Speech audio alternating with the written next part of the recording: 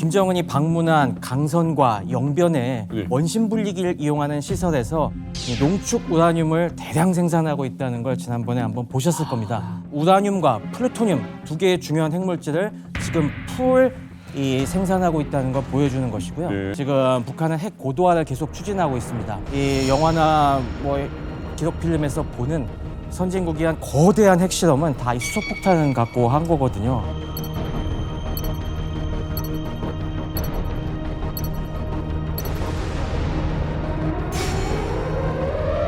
이 김씨 왕조에서 후라이를 까지 않는 유일한 것이 이거지 않습니까? 뭐요?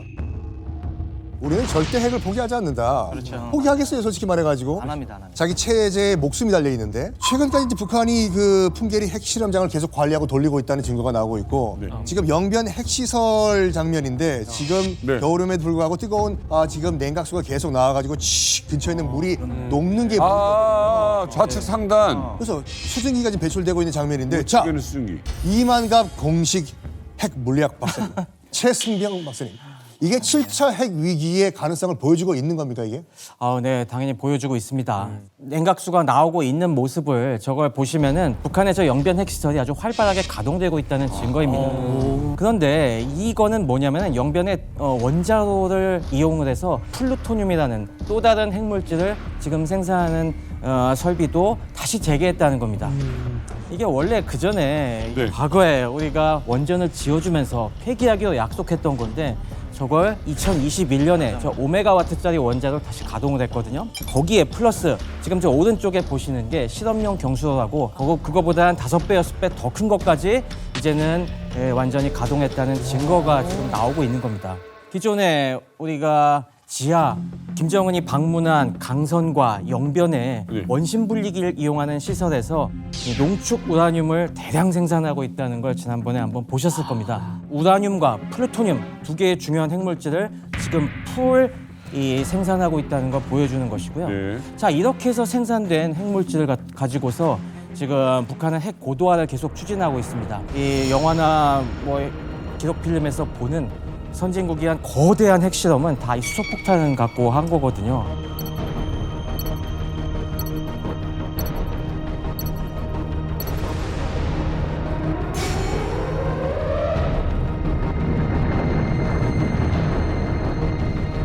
북한에게는 그들이 얘기하는 핵 강국의 완성을 위해서는 이 수소폭탄 기술을 완성해야 됩니다. 그러려면 한 번 더 핵실험을 해야 되겠죠. 그 준비를 지금 착착 진행하고 있다는 증거입니다. 김정은이 최근 고농축 우라늄 HU 생산 시설을 이제 자꾸 방문합니다. 작년에도 방문했었고 여기에 가가지고 핵물질 내가 지금 생산 계획 내려준 거 초과 달성해라. 그리고 핵 대응 태세를 한계를 모르게 진화시켜라. 이렇게 재촉을 해요. 채찍질을 자꾸 이제 하는 거죠. 그리고 김정은이 지금 유일하게 자기가 핵을 가지고 있는 거에 대한 어떤 과시, 나를 좀 인정해 달라 이런 것들. 자기가 앞으로 한계가 없이 무한대의 핵 병기고 자기네들에게 거기를 채워서 뭔가 진짜 강성대국을 만들겠다는 이런 의도를 지금 좀 블러핑을 하고 있는 거예요. 사실은 이제 어떤 평론가는 이제 새로운 냉전 시대를 살고 있다 하는 이야기도 하더군요. 언제든 이 김정은이 마음만 먹으면 7차 핵실험을 할 수 있고 또 현재 이 시간에도 핵물질을 초과 생산하고 있는 북한, 바로 우리의 근접거리에 있는 바로 이런 나라가 현존하고 있습니다. 이제는 정말 돌이킬 수 없는 단계까지 간 게 아니냐 하는 좀 안타까운 생각도 드는데, 그래서 과거에 단 한 차례 있었다고 전설처럼 전해지는 전 세계가 한반도 비핵화를 꿈꿨고 실제로 그 비핵화가 이루어졌던 그때, 핑크빛 미래만을 꿈꿨던 그때 화면으로 한번 만나보시겠습니다.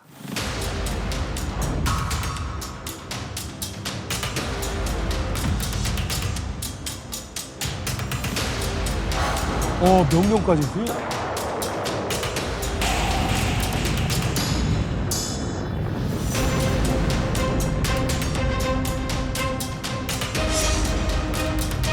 지미 카터.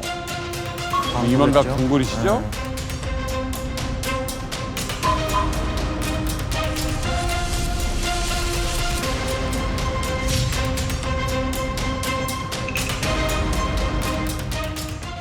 I personally believe that the crisis is over.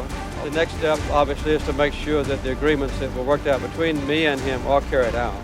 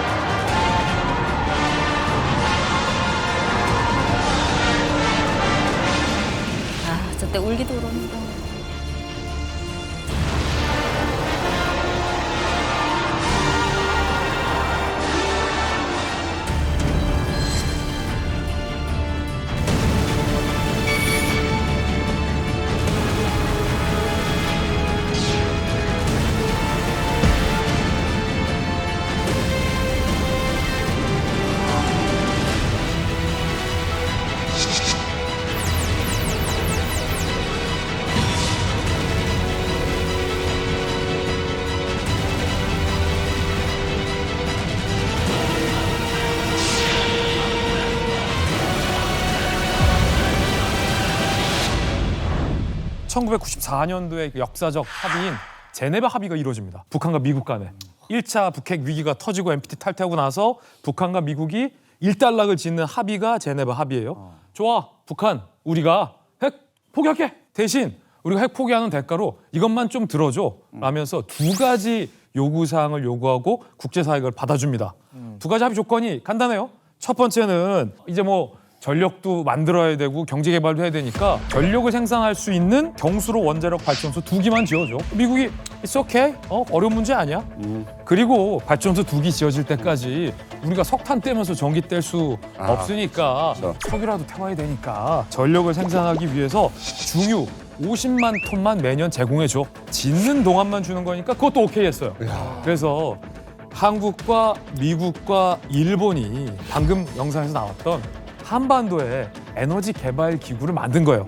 코리아 에너지 디벨롭먼트 오거니제이션, 줄여서 캐도라는 기구를 만들어서 이 북한과의 합의한 합의사항을 이행하기 위한 기구를 만든 거예요. 중요 50만 톤은 미국이 줄게 라고 통 크게 미국이 선언을 했어요. 대신 원자력 발전소 2개만 일본하고 한국이 같이 좀 지어줘 라고 하니까 일본이 좋아요, 우리도 원자력 발전소 짓는데 돈 낼게요. 46억 달러가 그때 당시 들었어요. 현재 환율로 따지면 한 6조 5천억 정도. 그때 당시 일본이 10억 달러를 내기로 했고 우리나라가 36억 달러를 내기로 했는데 우리가 왜 일본보다 많이 내요?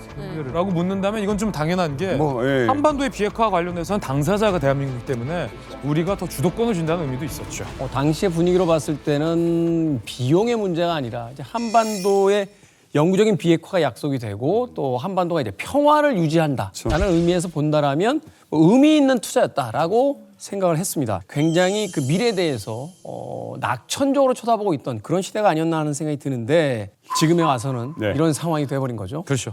자, 저희가 뭐 이런 얘기하는데 뭐 우리끼리 무슨 뭐 지미 카터 얘기만 하고 무슨 뭐 누구 얘기만 해요. 이건 직접 여기에 관련된 종사자를 저희가 모십니다. 무려 2년 동안 북한에서 살았습니다. 네, 외교부 대표이자 전 싱가포르 그리고 인도 대사까지 역임하신 분입니다. 김중근 대사님을 모시도록 하겠습니다. 반갑습니다.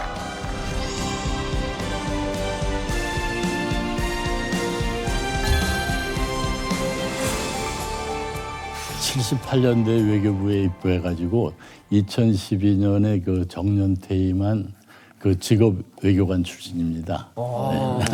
우리 저 김중근 대사님께서 워낙 험불하게 소개를 해주셨는데 이 또 외교 안보를 오래 취재했던 취재 기자 입장에서 제가 좀 말씀을 드리면 외교부 내에서 이 굉장히 전설적인 인물 중에 한 명입니다. 네임드라는 표현이 따라 붙고요. 특히 북한에서 2년 넘게 사시면서 북한의 비핵화 약속에 대한 모든 그 민낯을 현장에서 직접 보신 분이 김중근 대사님이세요. 외교부 대표를 어떻게 뽑으신 거예요? 지원했어요.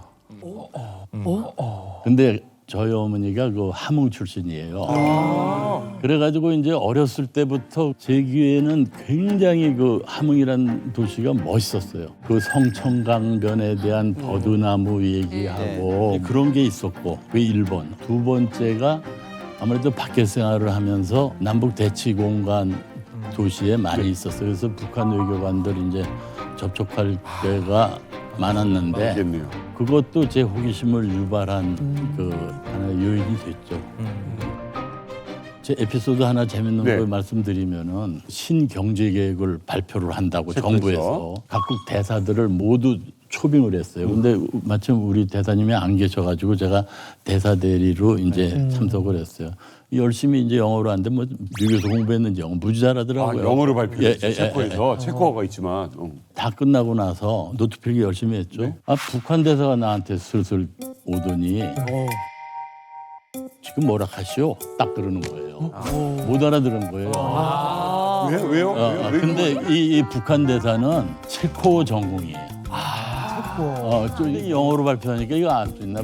평양에 보고를 할 수가 있나? 영어를 따로 안 배운 거예요? 그러니까 그게 이제 좀 모순이에요. 그러니까 이건 체코 전문가 그러면 체코 말만 해가지고 보낸 거다. 영어도 해야 돼. 그래서 어떻게 했어요?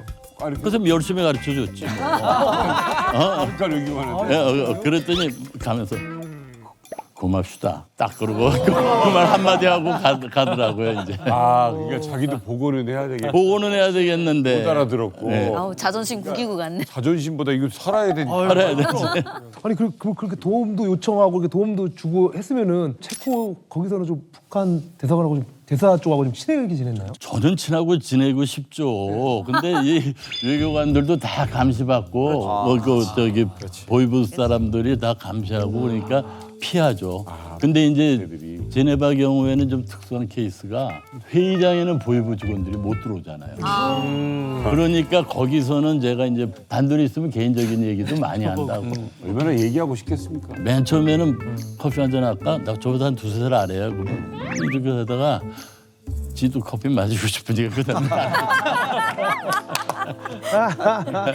뭐 그러다가 자기 큰아들 사고로 죽은 얘기까지 할 정도로 개인적인 얘기. 그런 얘기는 아주 하는 사람 없잖아요. 근데 그 정도로 좀 가까워졌었어요. 아무도 없으면 그래요. 단둘이 있으면.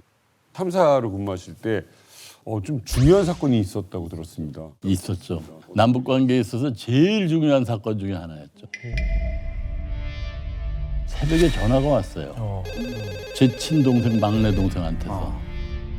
그래서 뭐해? 그래서 임마 자지지 왜 지금 전화했어? 내 이랬더니 빨리 대사관 나가봐 그러더라고요. 왜? 그랬더니 김일성이 죽었어. 그래서 이제 딱 전화 끊고 바로 대사님하고 우리 통신관한테 전화 와서 빨리 대사관으로 나오라고. 딱 갔더니 아니야 달러. 한국 외교부 본부에서 지시전부가 툭 왔는데 그중에 일본이 북한 대사관 동향을 파악하라. 이제 그랬어요. 그래서 제가 이제 9시에 북한 대사관 정문 앞에 딱 갔죠. 그러니까 나는 일찍 출근을 했으니까. 대놓고. 그래서 딱 보니까 이게 인공기가 제대로 쫙 걸려서 펄럭이는 거 보니까 이 친구들을 모르는 거예요, 이제. 세상에. 그래서 이제 안을 좀 이렇게 살핀다고 이렇게 좀 염탐지를 하는데 한 6-7살 먹은 남자아이가 딱 보는데 잘생기고 아주 예뻐요. 이 친구가 나를 딱 보더니 갑자기 플라스틱 장난감 기관총 있잖아요. 그걸 나한테 딱 들이대지 다다다다다 하고 쏘는 거예요, 이제. 네? 그러니까 이 친구가 보기에 나를 적군으로 딱 보인 거예요. 이게 북조선 사람하고는 다른 얼굴이니까. 그때 내 마음이 얼마나 아팠겠어. 그 예쁜 친구가. 근데 딱 보니까 누군지 알겠더라고. 그 1등 서기관이 미남이에요, 거기. 그 친구 보나마나 아들일 것 같아요. 근데 그런 일이 있었어요. 북한이 얼마나 악질적으로 그 반미 교육을 시키냐면요. 초등학교 교과서에도 나와요. 음악 교과서에 남격단계 기야둔 미제 원스너 뚜르륵 쏘자. 그 노래 때문에 쏜 거구나.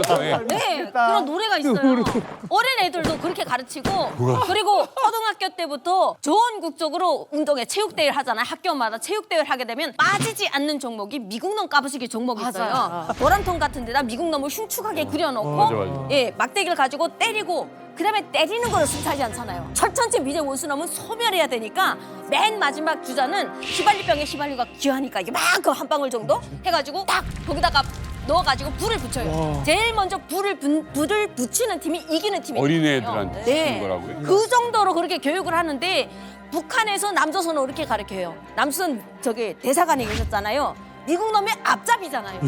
그러니까 권총이 바로 나오는 거야. 김중근 대사님이 당시 체코 이 대사관 참사관으로 체코에 있었거든요. 그때 당시 이제 북한 대사관의 동향과 김일성 사망에 대해서 어떻게 보고 있는지에 대한 문건을 작성해서 본국, 우리나라로 보고를 합니다. 근데 이게 30년 동안 우리나라의 외교부 기밀로 잠금이 되어 있었다. 최근에 이게 해제됐어요. 그 분량이 이제 38만 쪽 정도 되는데 그 중에 이 당시 체코 대사관, 그러니까 김중근 대사님이 작성했던 보고 문건, 이번에 기밀 해제했거든요. 그 부분을 제가 들고 왔습니다. 궁금하다. 자, 지금 뭐 기밀로 취급이 돼 있고 원본이라는 표시도 돼 있고 주 체코 대사 김일성 사망과 관련된 내용인데 쭉 내용이 있는데 그때 당시 보면 7월 12일 이른 아침이 돼야 반기가 개항돼 있다라고 북한 대사관 앞에서 이렇게 영통한 내용이 써 있어요. 그러니까 어린애 기관총은 없죠. 기관총은 없어.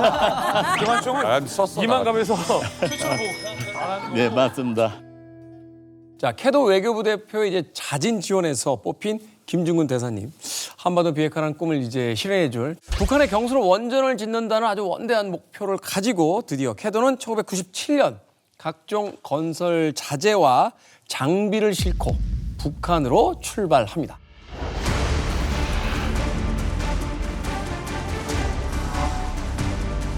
울산에서 건설 자재를 싣고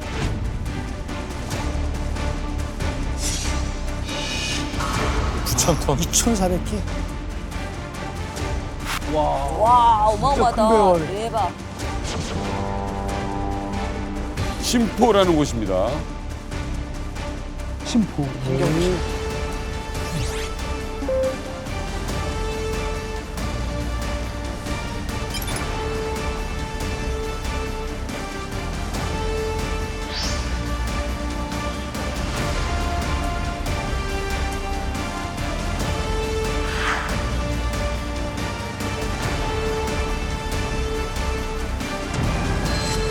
아무것도 없네. 한반도 에너지 개발 기구라는 추진 기구가 만들어졌고 거기에서 이제 한국전력이 주 사업자로 됩니다. 한전이 주 사업자로 선정돼서 현지 부지를 이제 들어가게 됩니다. 97년에 한전 요원들이 전문가죠. 경수로 부지라든가 발전소의 여러 가지 지역 문제라든가 살피는 분들이 한 5곳 지역 뭐 이런 곳을 이렇게 돌아다니면서 봤다고 하는데요. 여러 가지 문제가 있었다 그래요. 북한에 이제 기차를 타고 곳곳을 좀 돌아다니는데 북한 기차가 우리가 뭐 인프라 얘기할 때마다 나오는 게 마라토너 속도보다 느리다. 42.19km를 2시간이면 달리잖아요. 마라토너들이 세계적 수준에. 근데 북한 열차가 뭐 시속 20km, 30km 어떤 데 막히면 뭐 몇 시간 못 가기도 하고 이러니까 그런 문제가 있었고 이때가 이제 또 고난의 행군 그 직후고 뭐 그 시기 아닙니까? 그러니까 곳곳에서 이제 정말 그 참상을 보게 됐다 그래요. 뭐 굶어 죽은 시신들이 막 널브러져 있는 거 이런 것들을 봐야 됐고 어쨌든 5차례 방북을 해가지고 물색을 한 끝에 함경남도 심포고 금오지구라는 거는 이제 캐도가 이름을 붙인 거죠. 그 지역을 금오라고 이제 새롭게 이름을 붙였습니다. 자, 원전 부지를 이제 설정을 해야 되는데 그게 지금 보니까 이제 심포시에 있는 금오지구라는 데입니다. 왜 이 지역으로 선정이 됐을까요? 그 원자력 발전소를 지으려고 그러면 크게 2가지가 필요해요. 첫째로 단단한 안반층이 있어야 돼요. 그 원자로를 넣었을 때 만약에 방사능 누출 사고 같은 게 나오면은 안반층에 넣고 아주 고강도 콘크리트로 확 덮어버려요. 그러면 방사능 유출이 안 되거든요. 그래가지고 단단한 안반층 그게 1번이고 네. 2번째는 그 냉각수가 있어야 돼요. 그 원자로를 시켜가지고 나가는 물이 있어야 돼서 하는 게 강물 갖고는 힘들고 그러니까 바닷물로 끌어들여서 이 때문에 우리 남한에 있는 발전소보다 100% 전부 해변가에 있잖아요. 그렇죠. 그 2 조건을 충족하는 데를 찾다 보니까 여기가 걸렸는데 이게 우연히 걸린 게 아니고 네. 1980년대 중반에 고르바초프 전해 서기장이 체르넨코가 김일성이한테 약속을 했어요. 원자력 발전소 주겠다고. 그래서 그 소련의 원자력 전문가들이 찾은 지역이 바로 이 지역이에요. 그 사람들이 찾아줬네. 아까 말씀하신 대로 5군데를 다 돌아봤는데 우리도 최적적으로 판단한 게 이거예요. 우리가 덕 좀 본 게 소련 친구들 덕 좀 본 게 이것들이 벌써 저기 토목 공사를 시작을 했어요. 고르바초프가 이제 등장을 해가지고 야 없애 해가지고 그게 이제 문 닫았던데 우리가 다시 그러네요. 그러면 바위가 단단한 곳에 자리도 잡았고 이제 식힐 수 있는 바닷물도 있습니다. 자, 그러면 이제부터는 그게 궁금합니다. 원자력 발전소 한 개를 짓는데 기간이 얼마나 걸리는 겁니까? 당시에 그 사연이 있는데요. 네. 이때 우리가 심포에 지으려고 했던 것이 이른바 한국형 표준 원전이었습니다. 원래 우리나라도 예전에는 당연히 원자로를 우리 기술이 없으니까 여러 나라의 기술을 이용했습니다. 미국형 원전도 지어봤고 캐나다 그리고 프랑스 기술로도 지어봤는데 요 무렵 1990년대부터 우리도 원전 기술 자립을 해야겠다. 그래갖고 미국 기술을 기반으로 해서 국산화율을 한 95%까지 높인 한국형 표준 원전을 이때 개발했거든요. 그래서 그걸 처음 만든 게 이 울진 3, 4호기가 바로 그겁니다. 이때가 그 울진 3, 4호기 짓고 있던 때였어요. 예, 예. 그래갖고 처음에 당연히 처음 만들어 보는 거니까 이때는 처음 계획부터 완공까지 118개월, 그러니까 10년을 잡았던 거였죠 처음에. 네. 그러니까 정상적이었다면은 10년이 걸릴 그 대역사를 갖다가 심포에는 뭐 이미 굉장히 좋은 부지라는 게 밝혀져 있었고 또 약간 울진 원전 3, 4호기를 건설하면서 약간의 노하우들이 쌓이고 있어갖고 획기적으로 단축한다는 예상을 했었죠. 아니 그런데 이렇게 최신형 원전을 지어줬다가 북한이 나쁜 마음 먹고 핵무기라도 만들면 어떡해요? 맞습니다. 바로 그 부분을 우리가 조심해야 되는데요. 그래서 우리가 이 당시에 한국형 원전을 관철시킨 것도 바로 그 이유에서 때문입니다. 원래 이 원전을 지어주기로 한 거는 영변에 5메가와트짜리 걔들이 만든 원자로가 있었거든요. 근데 이 영변에 있는 원자로는 전기를 생산하기 위해서 만든 원자로가 아닙니다. 네, 핵물질을 생산하기 위해서 특별히 만든 원자로라고 보시면 됩니다. 중간에 적당히 탔을 때 꺼내서 그걸 재처리해서 플루토늄을 뽑아내기 좋게 만든 원자로. 우리 한국형 원자로 같은 평화적 목적의 원자로는 한 번 들어가면은 꺼내기가 어렵습니다. 끝까지 다 태워야 돼요. 빼낼게요. 이건 어떻게 이해하시면 되냐면은 원자로는 아궁이, 나무 때우는 아궁이로 생각하시면 됩니다. 우리 일반적으로 이 구들장 데울 때는 나무 집어넣어서 끝까지 완전히 다 재가 될 때까지 태우잖아요. 그렇죠. 그런 것들도 있지만은 왜 숯 굽는 아궁이도 있지 않습니까? 있죠. 네. 근데 숯가마는 그렇게 되면 안 되고 덜 태우고. 중간에 덜 태우고 꺼내지 않습니까? 바로 그 차이입니다. 이게 완전히 목적이 다르잖아요. 네. 우리가 일반적으로 핵 발전을 위해서 짓는 거는 이 방 데우는 아궁이고 핵 물질, 요거 플루토늄을 만드는 아궁이는 숯가마입니다. 숯가마. 조작이 굽거나 네, 참 비율을 저기 딱이다. 잘하시네. 이 경수로를 가지고 이 핵물질을 만들어내는 게 불가능하기 때문에 불가능하기 때문에 안전한 한국형 표준 원자로를 넣자 이렇게 결정이 된 거예요. 근데 문제는 이 원자력 발전소 하나를 짓는데 어마어마한 공사 자재가 들어간다는 점입니다. 당시 통계를 제가 조사해 왔는데 원자력 발전소 100만 킬로와트 한 기를 건설하는데 시멘트가 30만 톤, 철근이 6만 톤, 콘크리트는 60만 톤 들어간다고 돼 있어요. 그런데 당시 우리가 이걸 2기 지어주기로 했어요. 그러면 2배로 들어가는 거예요. 시멘트가 60만 톤, 철근이 12만 톤, 콘크리트는 무려 120만 톤이 들어가는 건데 이게 어느 정도의 양인지 더 쉽게 체감하시려고 제가 계산을 해왔습니다. 15에서 20층 고층 아파트 한 동을 건설하는데 시멘트가 2,000톤 정도 들어간다고 합니다. 북한에 들어간 양이 시멘트 60만 톤이었잖아요. 이걸 계산해보면 아파트 300동을 건설할 수 있는 양의 300동을 건설할 수 있는 양의 시멘트가 북한의 심포 지역으로 가는 거예요. 자, 거기다가 철근이 아까 제가 12만 톤 들어간다고 했잖아요. 한강에 성산대교를 지을 때 철근이 1만 톤 정도 들어갔다고 합니다. 그러면 한강 다리를 12개 지을 수 있는 분량의 철근이 이 김중근 대사님 계신 심포로 갔다고 하니까 어마어마한 건설 자재가 이 지역에 투입이 된 거죠. 그러면 저렇게 어마어마한 자재가 들어간 이 경수로 발전기를 통한 전기 생산량이 또 어마어마한 양이냐 얼만큼? 일단은 한 기당 100만 킬로와트잖아요. 그럼 2기면 얼마예요? 200만 킬로와트죠. 자, 북한의 1인당 연간 전력 소비량이 평균적으로 509 킬로와트시예요. 509. 네. 200만 킬로와트를 생산을 한다 치면 열흘도 아니라 1년도 아니라 단 하루 이 2기를 100% 돌리면은 북한의 인구 10만 정도 되는 중소도시, 예를 들어서 해산시 인구가 1년 동안 쓸 수 있는 전기를 생산. 와. 단 하루 생산. 어마어마하네요. 북한 입장에서 봤을 때는 어마어마한 전기량이죠. 제가 있었을 때 이게 경수로 발전소 소문이 어느 정도였냐면요. 하늘을 나는 발전소라.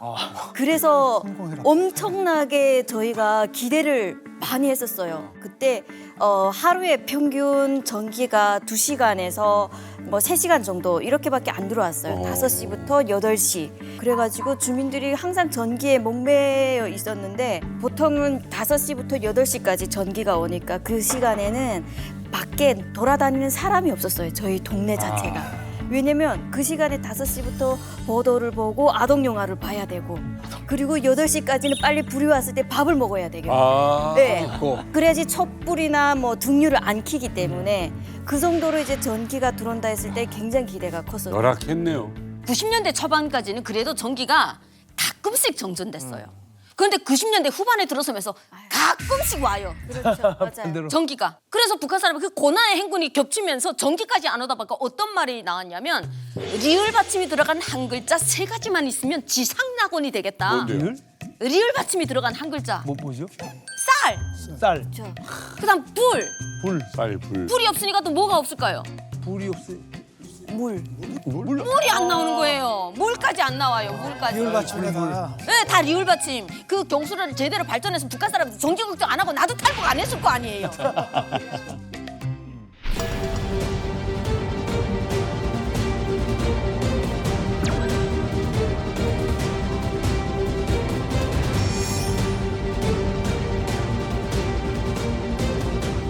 심포 원전 부지. 거기까지 어떤 방법으로 가셨어요? 일단 그 속초에서 그 양화항이라고 있는데 금오지구하고 심포하고 30km 정도 북방에 있는데 그 중간에 양화항이라는 항구가 있었어요. 그래서 거기로 이제 배를 타고 일주일에 한 번씩 배가 왔다 갔다 했어요. 그건 이제 여객선이죠. 소위 말하는 한겨레호라는 여객선인데 속초하고 양화 왔다 갔다 하지 않는 날에는 울릉도 유람선으로 쓰였던 배예요. 한 400명 정도 탈 수 있습니다. 우리나라? 우리나라 거죠 이제. 배가 3시간 내지 3시간 반 걸리니까 후딱 왔다 갔다 하죠. 아니 그럼 남들이 어떻게 보면 이제 안 가려고 하던 곳이잖아요. 어떻게 보면 예. 김 대사님은 이제 지원해서 가셨는데 현장을 보자마자 어떠셨어요? 좀 가면 남들 첫날이 제일 기억에 남는 2년 동안 제일 기억에 남는. 제가 딱 갔더니 거기 있던 간부들이 제 환영회 해주느라고 밥을 먹고 있는데 갑자기 그 북한에서 캐도 대표들 총원 집합 명령이 저녁 8시에 내린 거야. 아니 8시에 총원 집합. 그래가지고 이제 갔죠. 갔더니 이제 그 발전소에 나와 있는 그 대상사업부 총대장이 소리를 막 지르는 거예요, 회의 때. 고함고함. 이거 뭐냐면은 그날 북한 근로자들하고 일을 하는데 우리 한전 부장 하나가 거기 탁 21세기 태양 김일성 장군 만세라고 써 있잖아. 하도 여기저기 써 있으니까 이제 지겨우니까 저런 것도 좋지만은 캐도 성원들 수고하십니다. 그것도 좀 하나 붙이지 그래. 이제 그렇게 얘기했더니 그것 때문에 이제 타단이 난 거예요. 왜요? 어디 김정일 장군하고 같이 옆에다가 뭐 캐도 성원 얘기하냐고. 그러면서 이제 소리를 지르는데 근데 내용이 뭐냐?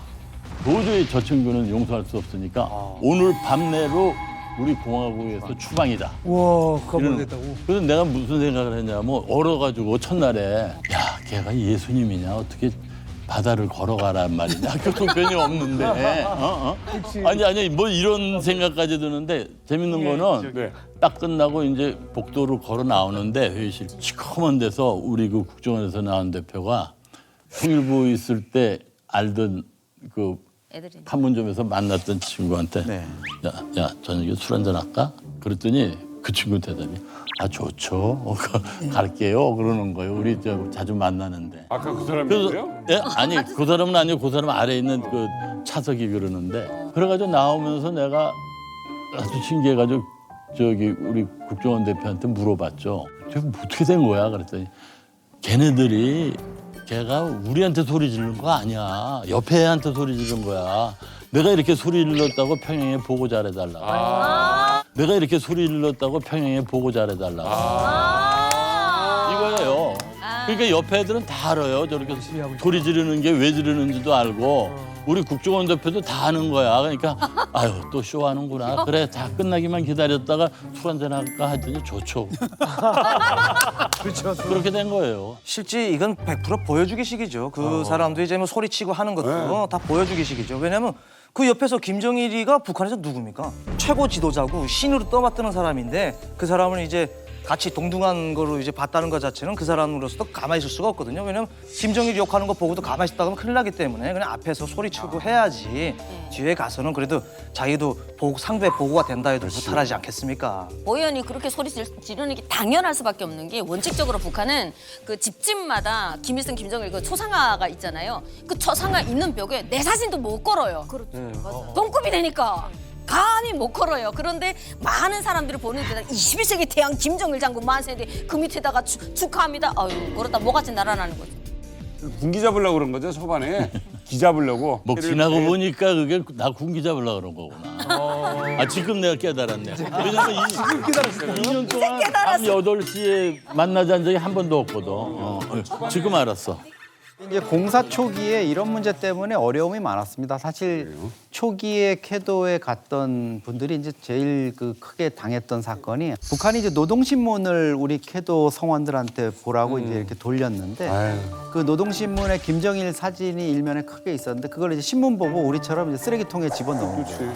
근데 그걸 이제 북한에서 이제 치우던 보안요원이라든가 청소하는 사람들이 보고 그걸 이제 북한 표현대로 이제 특대형 사건화한 거죠. 이거 뭐 이 공사를 그때는 뭐 초기지만 진행할 수 없다. 뭐 이거 중단한다. 이래가지고 양측이 뭐 그것 때문에 며칠간 그냥 협상을 하고 이래가지고 겨우 우리 쪽에서 약간 미안하다고 얘기하고 그 다음부터는 이렇게 안 하겠다 하고